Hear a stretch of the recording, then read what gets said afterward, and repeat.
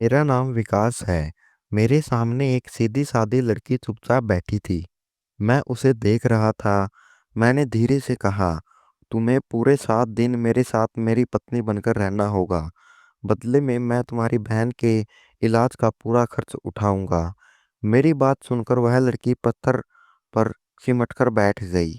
उसकी आंखें बंद हो गई, चेहरे पर आंसू आ गए। कांपती आवाज में बोली, मैं विधवा हूँ। मैं हंस पड़ा और बोला, ये शादी बस दिखावे के लिए होगी। मुझे तुमसे कोई मतलब नहीं है। मजबूरी में उसे मेरी बात माननी पड़ी। अगले ही दिन हमारी शादी हो गई। 2 दिन बाद जब मैं किसी जरूरी काम से कमरे में गया तो देखा वह लड़की आंखें बंद कर भगवान से दुआ कर रही थी। न जाने क्यों पहली बार उसे यूं प्रार्थना करते देख मेरे दिल में उसके लिए कुछ महसूस हुआ। मैं चुपचाप वहां से लौट आया, मुस्कुरा पड़ा और सोचा, कितनी सुंदर लग रही है ये दुआ करते हुए।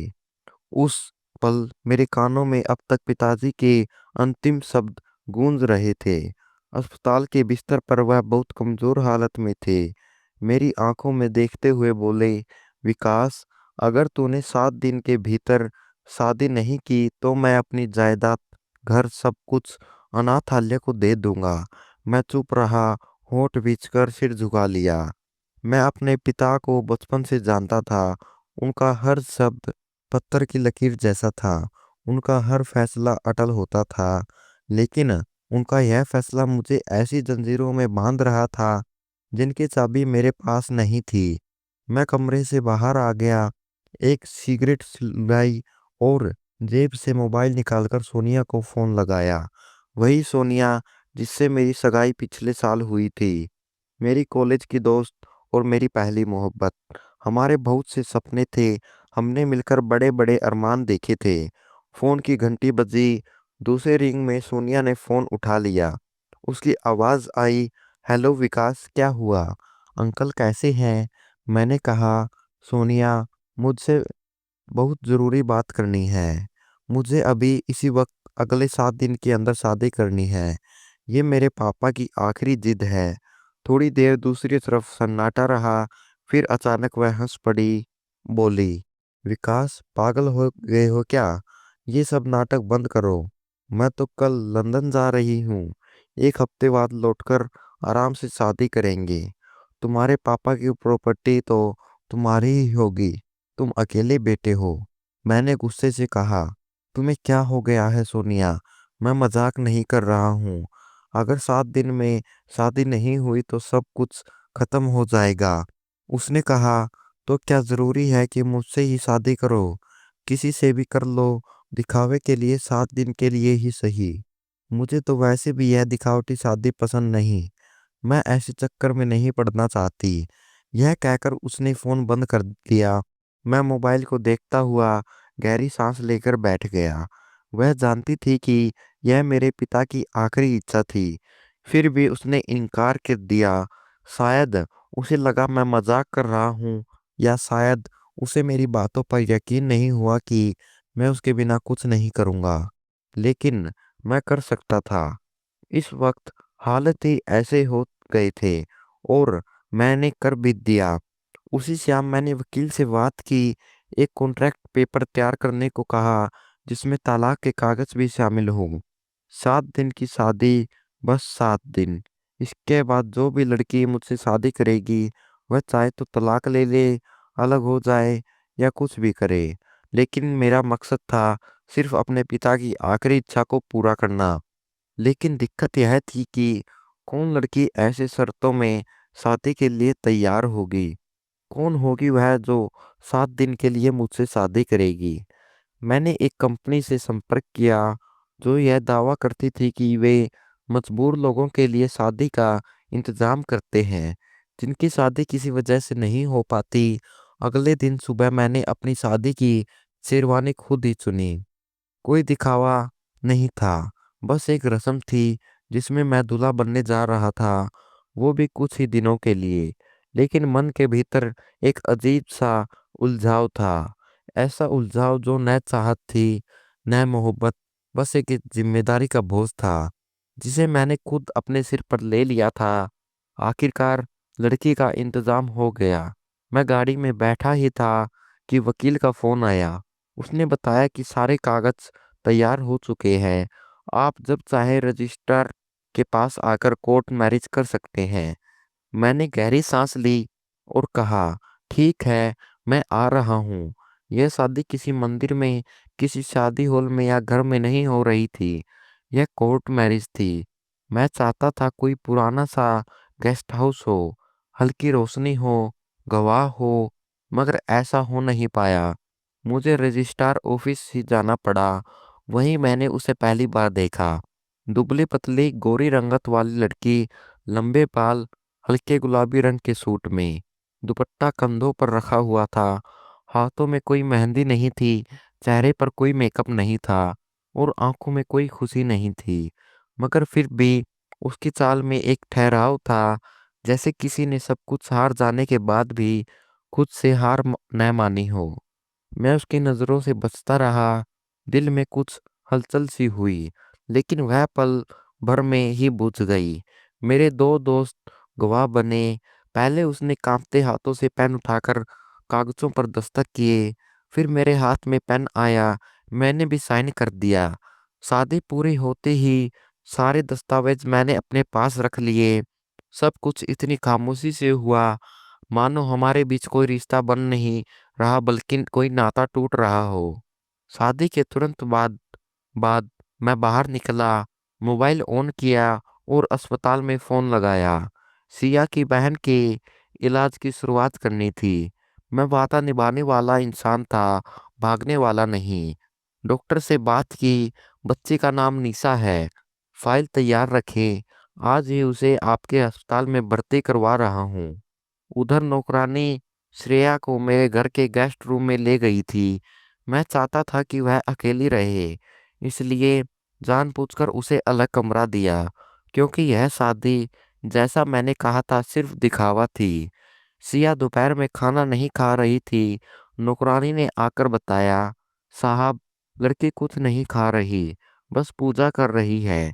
मैंने कहा, रहने दो, उसे जबरदस्ती मत करो। 7 दिन में खुद ही सीख जाएगी यहाँ के तरीके क्या हैं।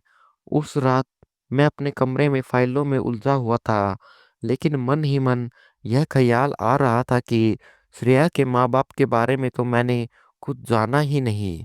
उसने भी कभी जिक्र नहीं किया। बस यही पता था कि उसकी एक बहन निशा है, जो जिंदगी और मौत की जंग लड़ रही है। सिया को देखकर ऐसा लगता था मानो यह लड़की किसी बहुत बड़े तूफान से गुजर कर यहाँ तक पहुंची हो।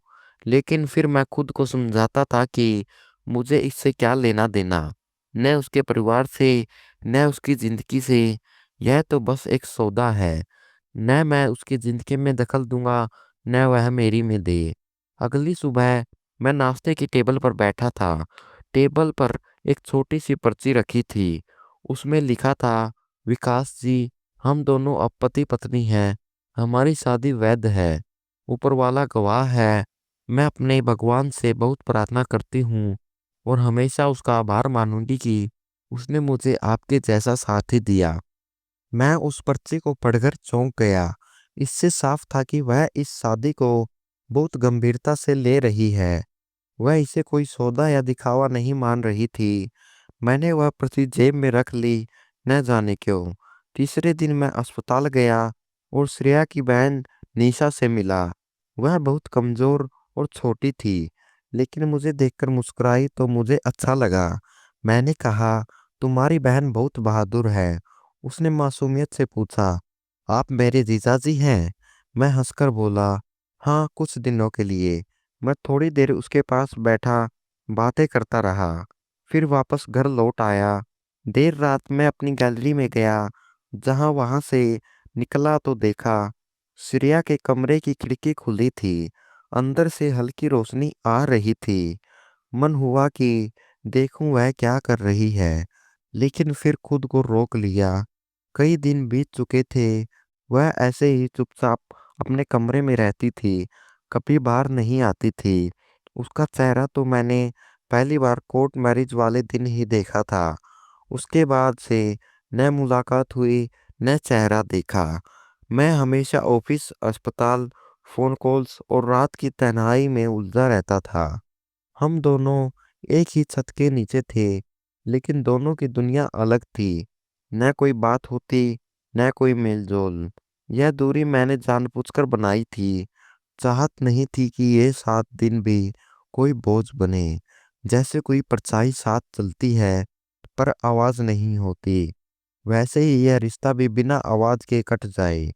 तीसरे दिन सुबह नौकरानी ने बताया, श्रेया मैडम बहुत सुबह उठ जाती हैं, अपने कमरे में पूजा करती हैं, कुछ मांगते भी नहीं, बस छोटी छोटी बातों के लिए भगवान का शुक्रिया अदा करती रहती हैं। मैं अखबार पर नजर गड़ाए बैठा रहा, लेकिन उसके शब्द दिमाग में गूंजते रहे। बस शुक्रिया अदा करती हैं। एक लड़की जिसने अपनी जिंदगी अपनी बहन के इलाज के लिए दांव पर लगा दी, जिसका मैंने अपने मकसद के लिए इस्तेमाल किया, वह लड़की भगवान का शुक्रिया अदा कर रही है।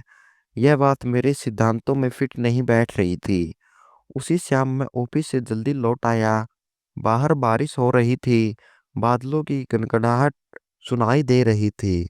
न जाने क्यों घर का माहौल कुछ अलग सा लग रहा था, जैसे कोई बेचैनी हो। लगा जैसे कमरे की खामोशी किसी चीख में बदलने वाली हो। मैंने कोट उतारा और गैलरी की तरफ बढ़ा। श्रेया के कमरे की खिड़की से हल्की रोशनी आ रही थी। दरवाजा खुला हुआ था। मैं चुपचाप अंदर चला गया। कदम रुक गई। वह हाथ जोड़कर प्रार्थना कर रही थी। कोई आवाज नहीं थी, बस गहरा सन्नाटा। आंखें बंद, हाथ जुड़े हुए। पहली बार उसका चेहरा ठीक से देखा। सीधा साधा सुंदर, जैसे चांद। नहीं, चांद पर तो दाग होता है, उसके चेहरे पर कोई दाग नहीं था। एक सुकून था उसके चेहरे पर। मैं यूं ही खड़ा रहा। कदम खुद ब खुद पीछे हटने लगे, जैसे किसी ने रोक लिया हो। एक पल के लिए होठों पर मुस्कान आ गई। मैंने मन ही मन कहा, दिलचस्प है, और वापस मुड़ गया। अगले दिन शाम को बिजली चली गई। नौकर चाकर भागदौड़ करने लगे। जनरेटर में कोई गड़बड़ी थी। मैं खुद टॉर्च लेकर सिस्टम देखने लगा। जब मैं सिस्टम देख रहा था और उसके कमरे में के सामने से गुजरा, तो अंदर अंधेरा था। खिड़की से आती चांदनी कमरे में बिखरी हुई थी। मैंने धीरे से दरवाजे पर हल्की दस्तक दी। अंदर से आवाज आई, हाँ, कौन है? मैंने कहा, बिजली चली गई है, सब ठीक है ना? अगर कोई दिक्कत हो तो बताइए। उसने जवाब दिया, नहीं, सब ठीक है, धन्यवाद। अंधेरे में भी रोशनी अपना रास्ता ढूंढ ही लेती है। उसका यह जवाब सुनकर मैं कुछ पलों के लिए वहीं रुक गया। दरवाजा नहीं खोला, बस लौट आया और सोचता रहा, कौन है यह लड़की जो दुख में भी इतनी शांत है, जिसने कोई शिकायत नहीं की, अंधेरे में भी उम्मीद की बात करती है, और खामोशी में भी ऐसे शब्द बोलती है जो मन के भीतर गूंजते रहते हैं। उस रात मैंने कोई नशा नहीं किया। देर रात डायरी निकाली और बस एक ही लाइन लिखी, यह लड़की जो चुप रहती है लेकिन हर पल कुछ ना कुछ कहती है, यह आई कहाँ से? अब उसका चेहरा मेरे जहन में बस गया था। सादा मगर बेहद सुंदर, बहुत खास। तीसरे दिन रात को नौकरानी ने बताया कि श्रेया मैडम खाने में बस चावल और दही मांगती हैं, और कुछ नहीं। मैंने सिर हिलाकर कहा, जो मांगे वही दे देना, बिना सवाल किए। अगले दिन मेरे कमरे के दरवाजे पर एक ट्रे रखी थी। उसमें एक कप चाय और एक छोटी सी कटोरी में ड्राई फ्रूट्स रखे थे। साथ में एक पर्ची थी, आप मेरा बहुत ध्यान रख रहे हैं, जैसे मैं कोई मेहमान हूँ, पर मैं आपकी पत्नी भी हूँ। मेरा भी कर्तव्य आपसे कम नहीं है। अब मुझे समझ में आ गया था कि मैंने जो दीवार हमारे बीच बनाई थी, वह उसके दिल को कमजोर करने लगी थी। रात काफी हो चुकी थी। मैं अपने कमरे में फाइलों में उलझा हुआ था, लेकिन मन बार बार उसी की ओर चला जाता था। वही चाय, वही पर्ची, वही चेहरा, जैसे मन की दीवारों पर ठहर सा गया था। मोबाइल पर समय देखा तो रात के 3 बज रहे थे। घर में जैसे घुटन सी महसूस होने लगी थी। गैलरी में आया तो रोशनी मध्यम थी। सोचा किचन से पानी पी लूं। जैसे ही किचन की ओर बढ़ा, अचानक सिसकियों की आवाज सुनाई दी। धीमी पर दिल को चीखती हुई आवाज। आवाज उसके कमरे से आ रही थी। मैं धीरे धीरे कदम बढ़ाकर उसके कमरे के पास पहुंचा। दरवाजा पूरी तरह बंद नहीं था, हल्का सा खुला हुआ था। अंदर जाकर देखा तो वह फर्श पर बैठी थी, घुटनों को सीने से लगाए, सिर झुका हुआ, चेहरा दुपट्टे से ढका हुआ। मैं कुछ पल दरवाजे पर रुका रहा, फिर धीरे से अंदर गया, बिना कुछ कहीं। किचन से लाया हुआ पानी का गिलास मेज पर रख दिया। वह चौंक कर ऊपर देखने लगी, लेकिन कुछ नहीं बोली। मैंने हल्के स्वर में कहा, थोड़ा पानी पी लीजिए। उसने नजरें फेर ली। उसके हाथ कांप रहे थे। गिलास पकड़ने की कोशिश की, पर हाथों में ताकत नहीं थी। मैं आगे बढ़ा, गिलास उसके हाथ में दे दिया। तभी मेरा हाथ उसके हाथ से छू गया। ठंडा स्पर्श, जैसे कोई जान ही न हो उसमें। मिट्टी सा एहसास। मैंने तुरंत अपना हाथ पीछे कर लिया, लेकिन उस छुवन ने अंदर तक कुछ महसूस करा दिया, जैसे पहली बार किसी के हाथ थामे हों और उस हाथ में कोई रिश्ता महसूस हुआ हो। पर अगले ही पल खुद को झटका दिया। ये बस एक सौदा है, विकास, भूलना मत। मन ही मन खुद को याद दिलाया।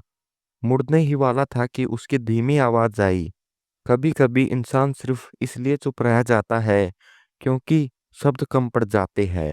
मैं रुक गया। उसके स्वर में कोई शिकायत नहीं थी। मैंने पीछे मुड़कर देखा। वह अपने आंसू पोंछ रही थी। मैंने कहा, अगर किसी चीज की जरूरत हो तो बता देना। कहकर मैं कमरे से निकल आया। अगले दिन शाम को डॉक्टर का फोन आया। निशा की रिपोर्ट पहले से बेहतर है। सुनकर मुझे अच्छा लगा, मगर जिसके लिए मैं यह सब कर रहा था वह अब भी चुप्पी की दीवारों के पीछे छुपी हुई थी। मैं ऑफिस जाने के लिए तैयार हो रहा था कि बाहर कुछ हलचल सी सुनाई दी। नौकर अंदर आया और बोला, साहब, एक मैडम आई है, कहती हैं आपकी मंगेतर है, नाम सोनिया बताया है। मैं समझ गया वह लंदन से लौट आई थी। मैंने कहा, उन्हें ड्राइंग रूम में बिठा दो, मैं आता हूँ। जैसे ही मैंने दरवाजा खोला, वह बिना रुके अंदर आ गई, जैसे कोई तूफान। जींस और टॉप पहना हुआ था, चेहरे पर मेकअप और आवाज में गुस्सा। बोली, कौन है यह लड़की जिससे तुमने शादी कर ली? यह मेरी जगह है, समझे? मैं शांत स्वर में बोला, सोनिया बैठो। उसने कहा, नहीं, मुझे जवाब चाहिए। सच में तुमने शादी कर ली बिना मुझे बताए? मैंने गहरी सांस ली और कहा, तुमने ही तो मना कर दिया था, इसलिए मुझे यह फैसला लेना पड़ा। वह बोली, यह सब झूठ है, मैं तो बस 2 दिन लेट हुई थी। क्या इतनी जल्दी थी कि किसी और को अपना बना लिया? मैंने कहा, तुम लेट हुई और वह समय पर आई। वह हंस पड़ी और बोली, अब उसे पत्नी बुला रहे हो? यह तो बस एक कॉन्ट्रैक्ट है। मैंने एक नज़र चुराकर कहा, यह शादी सिर्फ एक मकसद के लिए हुई थी, जो तुम जानती हो। अब तुम आ गई हो तो बात कर सकते हैं। वह बोली, अब तो तुम्हारी बातें भी नरम हो गई। मैं चुप रहा। सोनिया तेज कदमों से घर के अंदर बढ़ने लगी। बोली, मैं उस लड़की को देखना चाहती हूँ जिससे तुमने शादी की है। मैंने उसका हाथ पकड़ लिया और कहा, यह इज्जत की बात है सोनिया। वह मेरे घर में है, मेरी पत्नी है। वह तड़प कर बोली, कितने दिनों की पत्नी? उसके ये सब मेरे दिल में तीर की तरह चुभ गए। मैंने हाथ जोड़ लिए। वह मुड़ी और चली गई, पर जाते जाते कह गई, यह लड़ाई खत्म नहीं हुई है। सिर्फ तुम्हारी मर्जी से वह तुम्हारी पत्नी नहीं बन सकती। उसके जाने के बाद मैं गैलरी में देर तक खड़ा रहा। घर में सन्नाटा था, लेकिन मेरे अंदर शोर था। श्रेया ने कोई सवाल नहीं किया, न कोई सफाई मांगी। बस रात के खाने के वक्त ट्रे में एक पर्ची रख दी, क्या आपके मेहमान खुश हुए? मैंने कोई जवाब नहीं दिया, बस उस पर्ची को जलते चूल्हे में डाल दिया। अगले दिन सोनिया की माँ का फोन आया, विकास बेटा, जो किया वह जल्दबाजी में किया। सोनिया तुमसे बहुत प्यार करती है। यह शब्द गलतफहमी है। मैंने कहा, आंटी आप माँ जैसी हैं, लेकिन यह मेरे जीवन का फैसला था। समय पर होना बहुत जरूरी था। उन्होंने हार मान ली, पर उनकी बातों में दम था। शाम को घर लौटकर देखा तो श्रेया आंगन में अपनी बहन निशा के साथ बैठी थी। निशा मुस्कुराकर बोली, विकास जीजू, आपकी बीवी बहुत प्यारी है। मैं बस मुस्कुराकर सिर हिला दिया। तभी एक ख्याल आया, सोनिया ने आज तक ऐसे पल नहीं दिए थे, न सुकून न प्यार, हमेशा जैसे कोई सौदा कर रही हो। उसी रात हल्की सी दस्तक हुई। दरवाजा खोला तो सामने श्रेया थी। खिड़की खुली हुई थी। बारिश की आवाज से नींद आ रही थी। मैंने कहा, अंदर आ जाओ, बैठो। कुछ चाहिए क्या? वह बोली, बस इतना जानना चाहती हूँ, क्या मैं आपके लिए बोझ हूँ? मैंने उसकी आंखों में नहीं देखा, बस कहा, तुम वह इंसान हो जिसे मैं समझने की कोशिश कर रहा हूँ। वह चुप रही, फिर धीरे से बोली, आपको क्या लगता है सोनिया फिर से आपकी जिंदगी में आ सकती है? मैं कुछ पल सोचकर बोला, रिश्ते बस वक्त होते हैं। मैं अभी तक नहीं समझ पाया कि यह रिश्ता क्या है, लेकिन सोनिया मेरे दिल में से चली गई है। वह हल्के से बोली, मुझे तो बस 7 दिन ही रहना है यहाँ। कहकर वह मुड़ गई। सोनिया लौट चुकी थी, मगर जो चीजें पहले पूरी लगती थी, अब अधूरी सी लगने लगी थी। दोपहर का वक्त था। जब मैं घर लौटा तो हॉल में हलचल सी महसूस हुई। नौकरानी घबराई हुई अंदर आई और बोली, साहब, श्रेया मैडम ने फल काटते वक्त हाथ काट लिया है। बहुत खून बह गया। वह अंदर है। निशा पट्टी लेने गई है। मेरे कदम खुद ब खुद उसके कमरे की ओर मुड़ गए। जब दरवाजा खोला तो वह कुर्सी पर बैठी थी।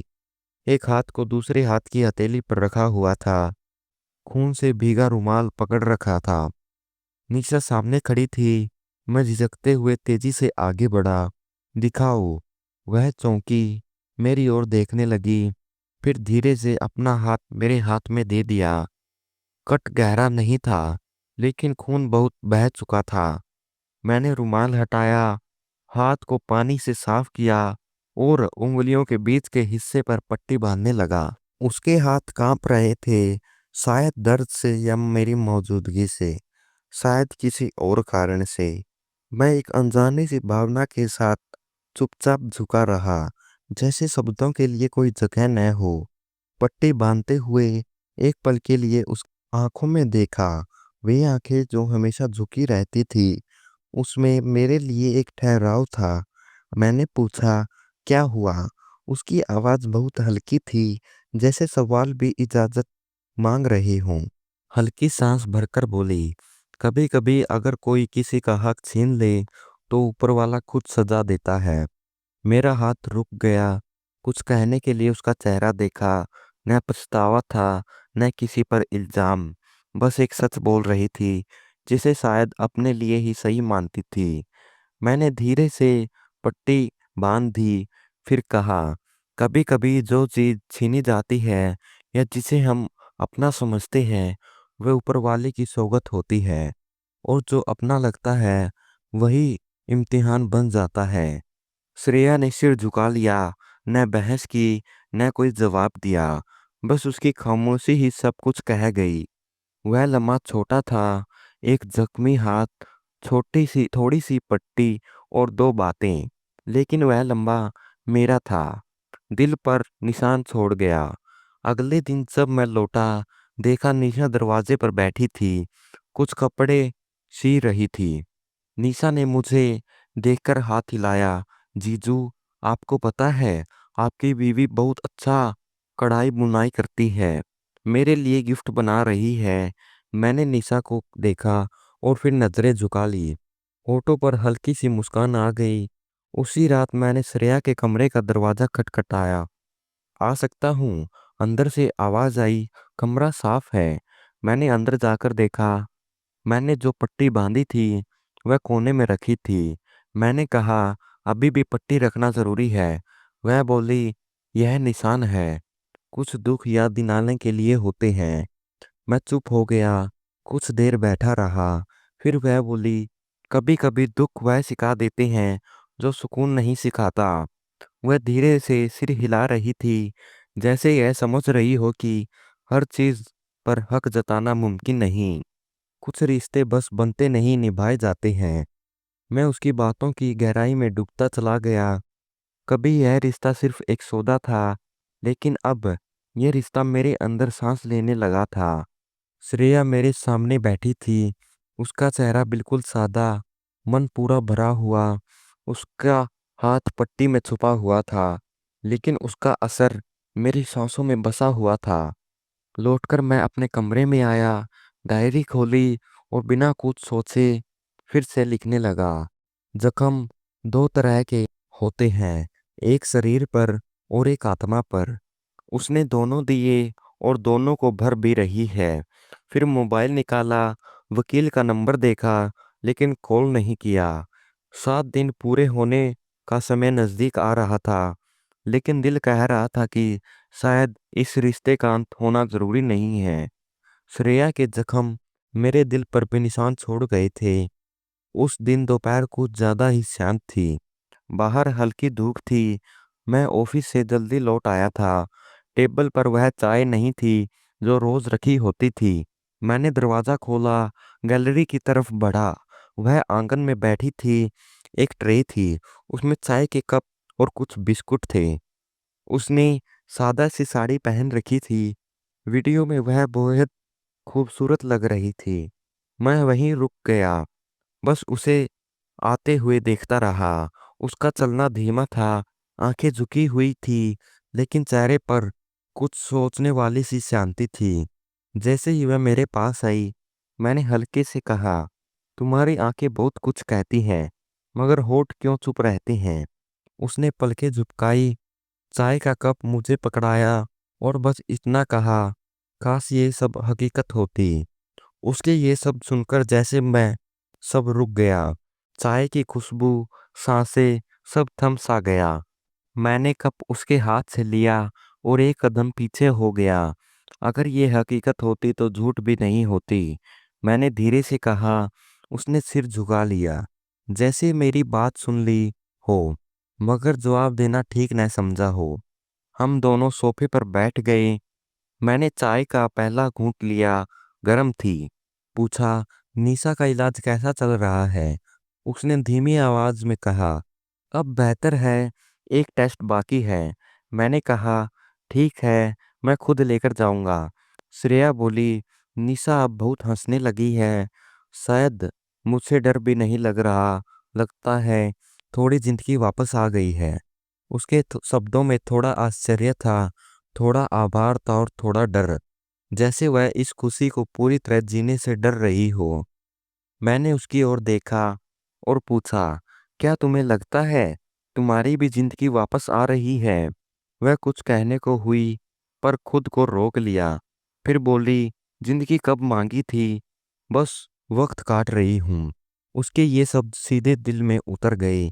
मैंने चाय का कप टेबल पर रखा और कहा, श्रेया, तुम मुझसे वक्त पर मिली हो या मैंने तुम्हें अपने वक्त की जिद में खरीद लिया? पहली बार वह चौंकी, मेरी ओर देखा, हमारी नजरें आपस में मिली। उसकी आंखें साफ थी, मगर एक डर छुपा हुआ था। उसने कहा, शायद दोनों ही सच है। मैंने कहा, तुम मजबूरी में आई और मैं वादा निभाने के लिए। हम दोनों ने वो किया जो न तुम्हारा मन था और न मेरा। फिर मैंने पूछा, तो ये चाय, ये एहसास, श्रेया, ये क्या है? वह बोली, ये सब वो है जो हकीकत नहीं है, मगर दिल ने हकीकत मान लिया है। उसके शब्द नरम थे, जैसे खुद से भी बचना चाह रही हो। बीच में खामोशी छा गई। कुछ पल बीते जिसमें हम दोनों ने कुछ नहीं कहा, जिसमें सब कुछ कह रहा था। कमरे की हवा, धड़कनों की आवाज, आंखों की सच्चाई। फिर वह उठी, खाली ट्रे समेटी और दरवाजे की ओर बढ़ गई। मैंने धीरे से आवाज दी, श्रेया। वह नहीं रुकी, न पीछे मुड़ी। मैंने फिर कहा, अगर मैं कहूँ कि ये सब हकीकत बन सकता है, तो वह एकदम रुक गई। उसकी सांसें थम सी गई। फिर धीमे से बोली, हकीकत वही होती है जो सबके सामने होती है। हमारा रिश्ता अभी सिर्फ 7 दिन पुराना है और वो 2 दिन बाकी हैं। मैंने कुछ नहीं कहा, बस उसी दरवाजे की तरफ देखता रहा जहां से वह ओझल हो गई थी। रात को मैंने निशा से बात की। वह बहुत खुश थी। उसने मुझे बताया, आज दीदी बहुत मुस्कुरा रही थी। कह रही थी कि कुछ दुआएं वक्त पर सुन ली जाती हैं। मैंने पूछा, तूने क्या कहा? वह बोली, मैंने दीदी से कहा कि कभी कभी कोई इंसान ही दुआ बनकर आ जाता है और आप उनकी दुआएं बन गए हो। मैंने उसके सिर पर हल्के से हाथ रखा। मन ही मन सोचने लगा, क्या मैं वाकई किसी की दुआ बन सकता हूँ, या अब भी वही इंसान हूँ जो हर चीज को कागज के तराजू पर तोलता हूँ। रात को अपने कमरे में बैठा, फिर वही फाइल निकाली, वही शादी के कागज, वही कॉन्ट्रैक्ट पेपर। सिर्फ 2 दिन बचे थे। उसके बाद मैं भी आजाद था और श्रेया भी। मगर अब इस दिल की आजादी से डर लगने लगा था। उस दिन मौसम कुछ अजीब था। हवा तो चल रही थी, लेकिन कमरे में गर्मी सी महसूस हो रही थी। मैं स्टडी रूम में बैठा था। फाइल सामने खुली थी, मगर मेरी नजरें बार बार दरवाजे की तरफ जा रही थी। पूरे दिन श्रेया कहीं दिखी नहीं, न दोपहर में, न शाम को, न ही डिनर पर। नौकरानी ने बताया, श्रेया मैडम कह रही थी कि वो आराम से करना चाहती है। शायद सिर में दर्द है। मैंने सिर हिलाया, लेकिन दिल बेचैन था। एक अजीब सी घबराहट दिल के कानों को तोड़ रही थी। घड़ी देखी, रात के 11 बज चुके थे। कुछ देर रुका, फिर दरवाजे से निकल पड़ा। उसके कमरे की तरफ बढ़ने लगा। दरवाजा खुला था। अंदर गया तो कमरा खाली था। चीजें अपनी जगह थी, मगर वो खुद कहीं नहीं थी। आवाज दी, श्रेया। कमरे में आवाज गूंजी, मगर कोई जवाब नहीं। बाहर आया तो हर ओर सन्नाटा था, जैसे खामोशी भी चिल्ला रही हो। तभी अचानक एक धीमी सी आवाज आई। गैलरी के पास जमीन पर वह पड़ी थी। चेहरा पीला पड़ गया था। नीले कपड़ों में बेसुध सांसें धीमी धीमी चल रही थी। मैंने घबराकर कहा, श्रेया। भागकर उसके पास पहुंचा। उसका सिर गोद में रख लिया। नाड़ी देखी, धड़कन बहुत हल्की थी। तुरंत चिल्लाया, गाड़ी निकालो जल्दी। नौकर दौड़ पड़ा। मैं उसे गोद में उठा लाया, जैसे कोई टूटा पंछी हो। फौरन अस्पताल ले गया। उसके हाथ मेरी उंगलियों में थे। मैं बार बार कह रहा था, पहुंच रही हैं, कुछ नहीं होगा तुम्हें, मैं हूं तुम्हारे साथ। इमरजेंसी में डॉक्टर भागते हुए आए। इंजेक्शन, ऑक्सीजन और ढेरों सवाल। एक डॉक्टर मुझे किनारे ले जाकर बोला, सर, इन्होंने नींद की गोलियां ली हैं, मात्रा ज्यादा थी। आप सही समय पर ले आए, वरना न जाने क्या हो जाता। मैं फर्श पर बैठ गया और बस एक ही सवाल, जिंदा है ना? डॉक्टर ने सिर हिलाया। अब मैं कुर्सी पर बैठा था। मन में बस यही चल रहा था, उसने ऐसा क्यों किया? सुबह डॉक्टर ने कहा, पेशेंट होश में आ गई है, आप मिल सकते हैं, मगर बहुत कमजोर है, बात नहीं कर पाएंगी। मैं कमरे में गया। वह थकी हुई पड़ी थी। आंखें धीरे धीरे खुल रही थी। मैं पास बैठ गया।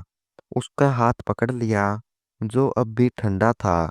धीरे से कहा, क्यों किया ये सब? आवाज में कोई शक्ति नहीं थी, बस एक कांपता हुआ सच था। बस कुछ नहीं बोली, बस आंखें बंद कर ली, जैसे अब कोई जवाब देने की हालत में न हो। घर लौटकर मैं सीधे उसके कमरे में गया। हर दराज देखी, उसका सामान देखा। तभी एक छोटा सा खत पड़ा मिला, एक डायरी। मैं बैठ गया और धीरे से वह डायरी खोली। पहला पन्ना बिल्कुल खाली था।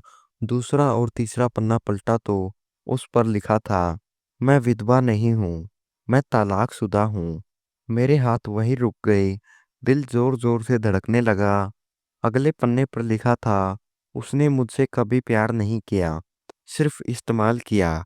मेरा शरीर, मेरी इज्जत, मेरा चैन, सब एक खेल का हिस्सा था और मैं हर रोज मरती रही। शादी सब कुछ करवा देती है। एक दिन उसने कहा, तुम मेरे काबिल नहीं हो, मुझे तलाक दे दो। जैसे मैं कोई चीज हूं जिसे इस्तेमाल करके फेंक दिया जाता है। मैं जीना ही छोड़ चुकी थी। बस अपनी बहन का चेहरा देखकर रोज अपने आप को मरने से रोकती थी। फिर तुम मेरी जिंदगी में आए विकास, और तुमने कहा बस 7 दिन के लिए तुम्हारी बीवी बन जाओ। मुझे लगा शायद अब जिस्म बेचने का धंधा कानूनी हो गया है। कम से कम इस बार मेरी बहन तो बच जाएगी। ये सब पढ़कर मेरी आंखों में आंसू आ गए। हर एक शब्द में कितना दर्द था। मैंने सोचा, ये वही लड़की है जो रोज इतनी शांति से पूजा करती है, जो चुप रहती है। उसके अंदर कितना गहरा जख्म छुपा था हुआ है। एक कागज पर लिखा था, तुम खुश रहते हो मगर तुम्हारे सवाल मुझ तक पहुंचते हैं। तुम्हारी आंखों में कुछ अलग था। मुझे डर लग रहा था कहीं इस बार दिल न लग जाए। मैंने डायरी बंद कर दी। कुछ समझ ही नहीं आ रहा था। हाथ कांप रहे थे। मैं बाहर आकर हॉल में बैठ गया, सिर को दोनों हाथों में छुपा लिया। जिस लड़की को मैं एक सौदा समझ रहा था, वह खुद अपनी जिंदगी के लिए लड़ रही थी।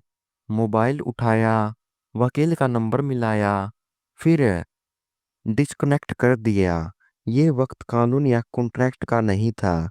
ये वक्त दिल का था, सच्चाई का था। अस्पताल वापस लौटकर सीधे उसके कमरे में पहुंचा। वह जाग रही थी। चेहरा बहुत कमजोर था, लेकिन आंखें खुली हुई थी। मैंने कहा, मुझे तुमसे कोई माफी नहीं चाहिए।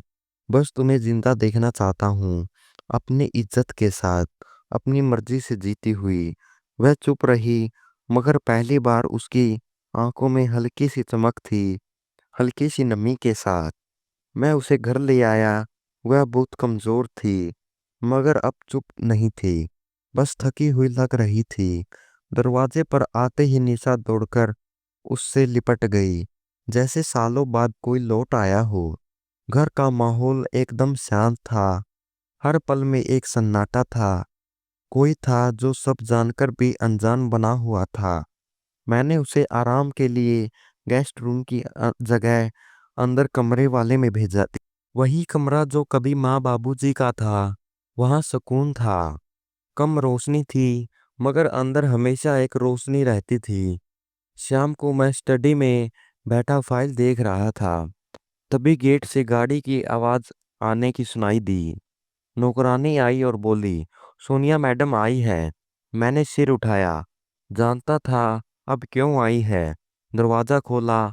सोनिया का चेहरा गुस्से और घमंड से भरा था। उसने आते ही कहा, विकास, अब तो हद हो गई है। मैं तुम्हारी चुप्पी और फैसले से तंग आ गई हूँ। सीधे मेरे सामने आकर खड़ी हो गई। मैंने ठंडी आवाज में कहा, बैठो, बात करनी है। वह बोली, नहीं, मैं बात करने नहीं आई, ये जानने आई हूं कि वो लड़की अब तक यहाँ क्यों है। वो तुम्हारी बीवी कैसे हो सकती है? तलाकशुदा, टूटी हुई लड़की। मैं कुर्सी से उठ गया और कहा, जिस लड़की को तुम तलाकशुदा कह रही हो, उसी ने मेरे बाबूजी की आखिरी सांसें पूरी की हैं, उनकी वसीयत पूरी की है। तुमने वक्त आने पर वादा किया था, मगर मना कर दिया। मगर उसने नहीं किया। मैंने हाँ कहा, सिर्फ एक शर्त पर। सोनिया तीखी आवाज में बोली, कैसी शादी है ये? न प्यार न रिश्ता, बस एक कॉन्ट्रैक्ट। मैं पहली बार जोर से चिल्लाया, हाँ, ये शादी सिर्फ एक कॉन्ट्रैक्ट थी। मगर उसने वो कर दिखाया जो तुम भी नहीं कर सकी। उसने मुझे बदल दिया था। उसने वो सच दिखा दिया था कि जिससे मैं हमेशा भागता रहा। सोनिया की आंखों में आंसू भर आए, मगर वो खुद को संभाल कर बोली, विकास, वो लड़की तुम्हारा प्यार कैसे बन गई? तुम तो खुद कहते थे कि ये तो बस एक वक्त काटने का रिश्ता है। मैंने दरवाजे की ओर इशारा करके कहा, वो वक्त अब मेरा सच बन गया है और तुम्हारा रिश्ता एक दिखावा। सोनिया 2 कदम पीछे हट गई और बोली, तो फिर तुम उसे अपनाने जा रहे हो? मैंने कहा, नहीं, मैंने उसे नहीं अपनाया, वो खुद मेरे अस्तित्व का हिस्सा बन गई है। सोनिया ने कंधे उचका दिए, उसकी आंखों में झुंझलाहट थी। बोली, तुम मेरे साथ ऐसा नहीं कर सकते विकास। मैंने ठंडी आवाज में कहा, मैंने तुम्हारे साथ नहीं किया जो तुम्हारे बर्ताव पर निर्भर था। तुमने मेरी मजबूरी को तमाशा समझा। उसने मेरी मजबूरी में अपनी जान दे दी। वो बोली, मैं तुम्हारे पापा की पसंद थी।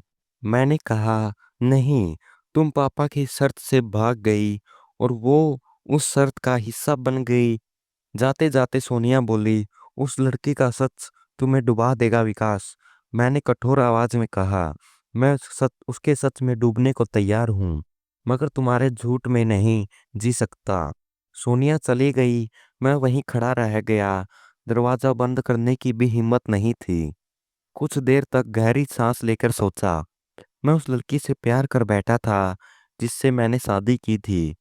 उस रात कमरे की बत्ती बुझाकर खिड़की से श्रेया के कमरे की ओर देखा। दरवाजा बंद था। हल्की सी रोशनी अंदर से आ रही थी।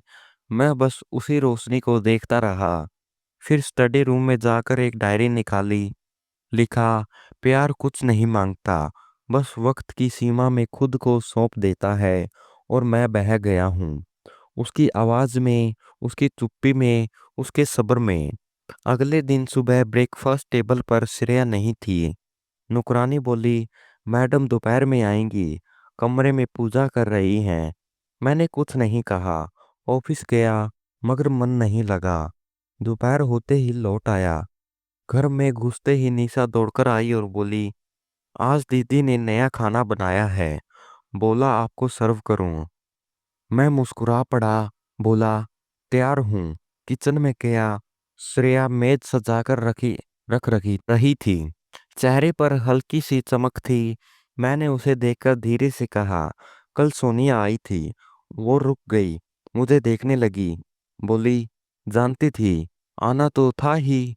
मैंने कहा, श्रेया, तुमने मेरी और पापा की इज्जत बचाई है।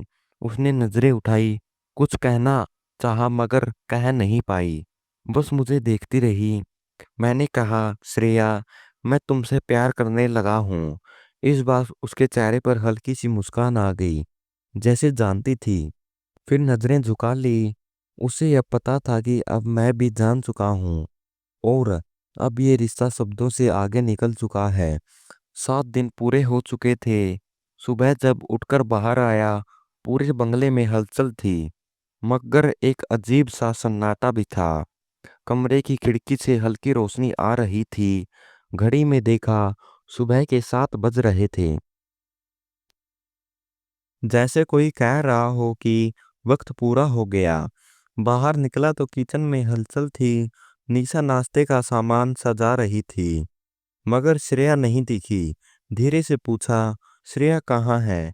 निशा ने सिर झुका कर कहा, अपने कमरे में है, शायद सामान पैक कर रही है।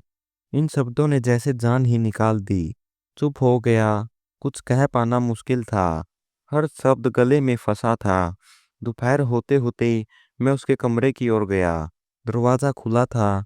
अंदर गया तो श्रेया फर्श पर बैठी थी। सूटकेस खुला हुआ था। कुछ कपड़े रख दिए थे, बाकी समेट रख रही थी। बहुत धीरे धीरे, जैसे बहुत पहले से तय कर लिया हो कि जाना है। मैं दरवाजे पर ठिठक गया। मैं वहीं पर दरवाजे पर खड़ा रहा कुछ देर तक। श्रेया ने मुझसे नहीं देखा, शायद जानबूझकर नजरें नहीं मिला रही थी। फिर उसने कपड़े समेटते हुए कहा, मैं जा रही हूँ, जैसे एक वादा था। 7 दिन पूरे हो चुके हैं, अब मेरा यहाँ कोई हक नहीं बचता। मैं कमरे में भीतर आ गया। एक कदम और आगे बढ़ाकर कहा, मैं तुम्हें जाने के लिए नहीं बुलाया। वो कपड़े मोड़ते हुए बोली, पर आपने रोका भी नहीं। मैं चुप हो गया। फिर वो बोली, शादी का वक्त भी पूरा, वादा भी पूरा, मेरा रिश्ता ही पूरा। अब मैं वही हूँ जो पहले थी, तलाकशुदा, चुप और लाचार। मैंने कहा, तुम वैसी नहीं हो। तुम वो हो जिसने मुझे आईना दिखाया, जो मेरी दुनिया में आई और सब कुछ बदल दिया। जो हल्की सी मुस्कुराई, बहुत धीमी सी और बोली, तो फिर ये 7 दिन ही क्यों याद आए? छठे दिन, 5वें दिन या फिर चौथे दिन भी तो कह सकते थे कि रुक जाओ। मैं फिर चुप। कुछ पल ऐसे ही बीत गए। फिर धीमे से बोला, जो वादा दिल से किया जाए वो सच ही होता है। मेरी बात जैसे हवा में अटक गई। वो खड़ी हुई, सूटकेस बंद किया, खिड़की के पास चली गई। हल्की सी हवा आ रही थी, पर्दे उड़ रहे थे। उसने कहा, विकास, दिल से किए वादे अक्सर वक्त से पहले टूट जाते हैं और वक्त के वादे दिल के काबिल नहीं होते। मैं उसके पीछे जाकर खड़ा हो गया। कहा, श्रेया, तुमने एक सौदा निभाया, मैंने एक इच्छा पूरी की, लेकिन जो हमने महसूस किया वो झूठ था। वो बोली, महसूस करना गुनाह नहीं होता, बोलना हक होता है। आपने कभी कहा नहीं कि मैं आपके लिए कुछ मायने रखती हूँ, और मैंने भी कभी कहा नहीं कि मैं रुकना चाहती हूँ। मैंने पहली बार सवाल किया, पर तुम रुकना चाहती हो ना? वो पलटी, आंखों में आंसू थे, बोली, हाँ, पर मैं खुद नहीं कह सकती, क्योंकि मैंने वादा किया था और जो वादा निभाते हैं उन्हें अपने वादे सबसे प्यारे होते हैं। उस पल दिल किया कि सब रोक दूं, वक्त, वादे, सब। पर वो सूटकेस लेकर बाहर चली गई। निशा बाहर खड़ी थी। उसने श्रेया को गले लगा लिया, बोली, दीदी, कहाँ जा रही हो? श्रेया ने उसके सिर पर हाथ फेरा, बोली, कहीं नहीं, बस एक वादा निभाने। पर मैं हमेशा तुम्हारे दिल में रहूंगी। गेट के पास कार खड़ी थी। मैं दरवाजे पर आ गया। नौकर बोला, सामान रख दिया है। श्रेया कार के पास पहुंची। मैंने आखिरी बार पुकारा, अगर जा रही हो तो मेरे वादे के लिए मत आना। वो कुछ पल रुक गई, पर पलटी नहीं।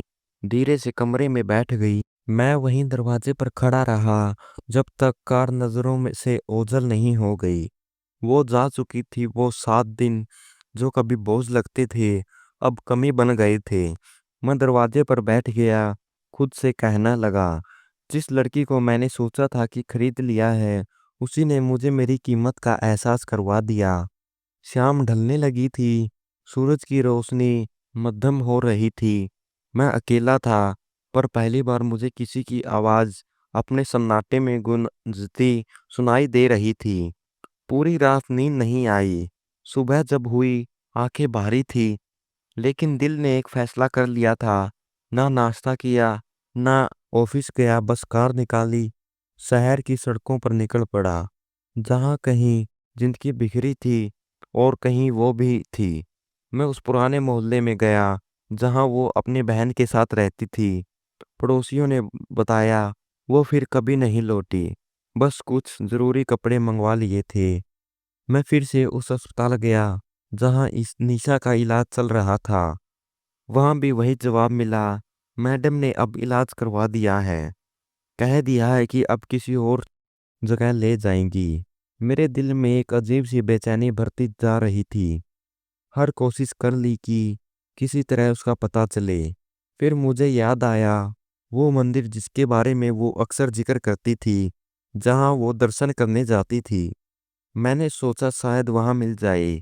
शाम का वक्त था। मैं महिंद्र मंदिर पहुंचा। दूर दूर के लोग दर्शन करने आए थे। एक कोने में एक लड़की बैठी थी।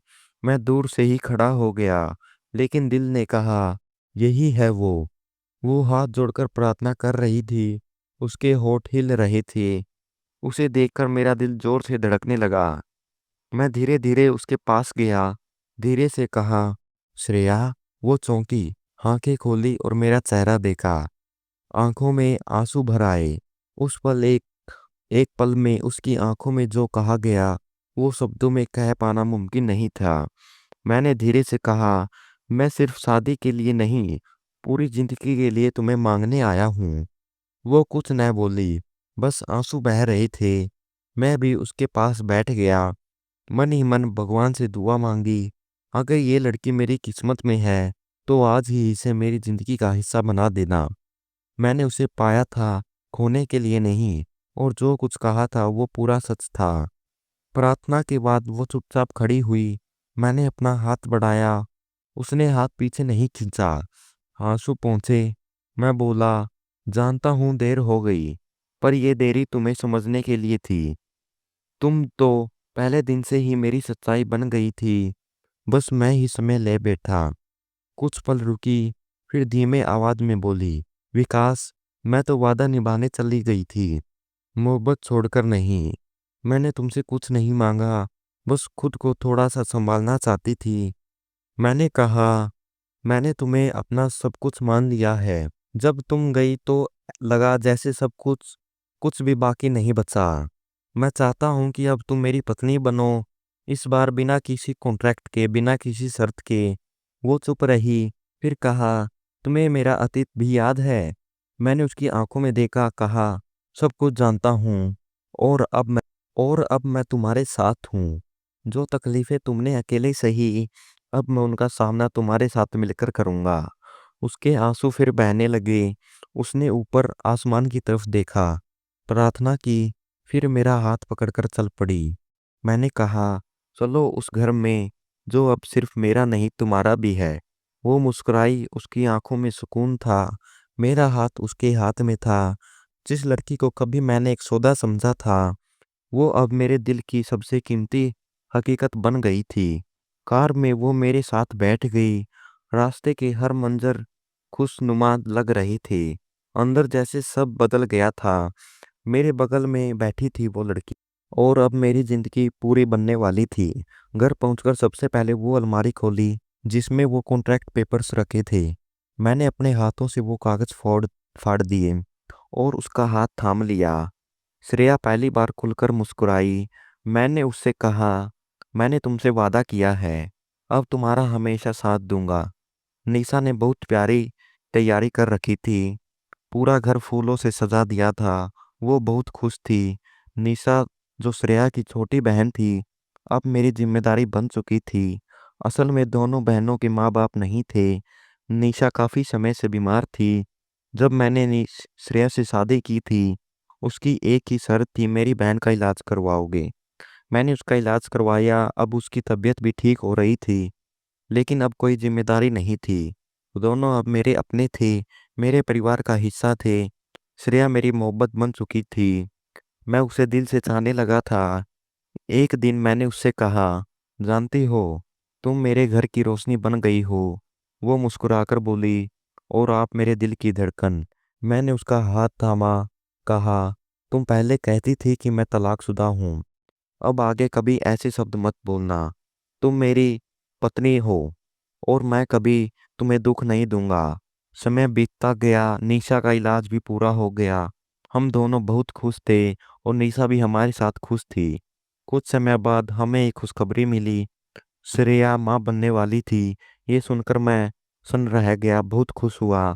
हमारी जिंदगी ही बदल गई। श्रेया ने एक बेटी को जन्म दिया। उस बेटी के आने से घर में ऐसी रौनक छाई, ऐसा सुकून मिला जो शायद इस दुनिया में किसी कोने में नहीं मिलता। मैं आज भी अपनी पत्नी से उतना ही प्यार करता हूँ, और हमेशा करता रहूँगा। दोस्तों, आपका हमारी कहानी अच्छी लगी तो कमेंट करके ज़रूर बताएं। और अगर आप हमारे चैनल पिंकी स्टोरीज पर नए हो तो चैनल सब्सक्राइब करें। और दोस्तों, कमेंट में जय श्री राम और जय श्री राधे कृष्णा लिखना ना भूलें। धन्यवाद।